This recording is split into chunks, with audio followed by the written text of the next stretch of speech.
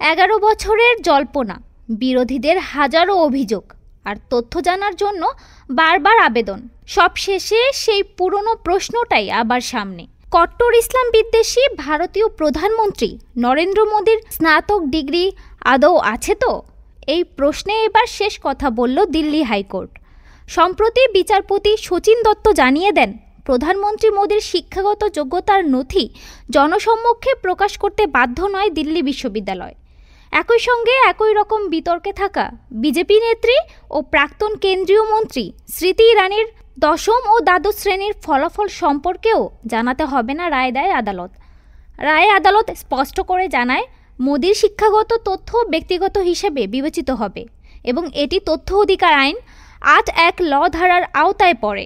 শুধু কৌতূহল মেটাতে কারো ব্যক্তিগত তথ্য জনসম্মুখে আনা যায় না। আদালতের এই রায়ের পর স্বয়ং ভারতীয়দের মধ্যেই কৌতূহল আরও বেড়েছে ভারতীয় প্রধানমন্ত্রীর শিক্ষাগত যোগ্যতা নিয়ে সত্যিটা জানার। অনেকেই বলছেন, আইন আদালত তো মোদি পকেটে পড়েছেন, তার সার্টিফিকেট জাল, আর এজন্যই এমন কর্মকাণ্ড করলেন আদালতকে দিয়েও। গুজরাটের মুখ্যমন্ত্রী থাকাকালীন মোদি নিজেই একাধিক সাক্ষাৎকারে বলেছিলেন, শৈশবে গৃহত্যাগের কারণে উচ্চশিক্ষা তার আর হয়ে ওঠেনি, কিন্তু প্রধানমন্ত্রী হওয়ার পর হঠাৎ করেই সরকারি তরফেই দাবি ওঠে তিনি গুজরাট বিশ্ববিদ্যালয় থেকে MA এবং দিল্লি বিশ্ববিদ্যালয় থেকে BA পাশ করেছেন। সরকার প্রকাশ করেছিল 2টি ডিগ্রির সনদপত্র, কিন্তু সেগুলো ঘিরেই জন্ম নেয় নতুন বিতর্ক।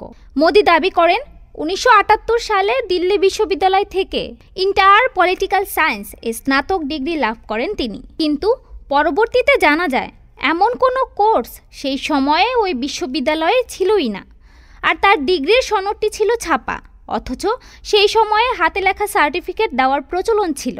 ছাপায় ব্যবহৃত হরফও 1992 সালে তৈরি, অর্থাৎ ডিগ্রি প্রাপ্তির 14 বছর পর। দিল্লি হাইকোর্টের এই রায়ের পর রাজনৈতিক মহলে 2 রকম প্রতিক্রিয়া। বিজেপি বলছে এটি বিরোধীদের কুৎসিত প্রচারের জবাব। বিরোধীরা প্রশ্ন তুলছেন, যদি সব ঠিকঠাকই থাকে তবে তথ্য লুকানোর দরকার কি? আদালতের এই রায় আইনি দিক দিয়ে হয়তো একটা ইতি টেনেছে, কিন্তু সাধারণ মানুষের মনে এই ডিগ্রি বিতর্ক ঘিরে কৌতূহল ও সন্দেহ থেকেই যাচ্ছে। ডেস্ক রিপোর্ট, আজ বার্তা।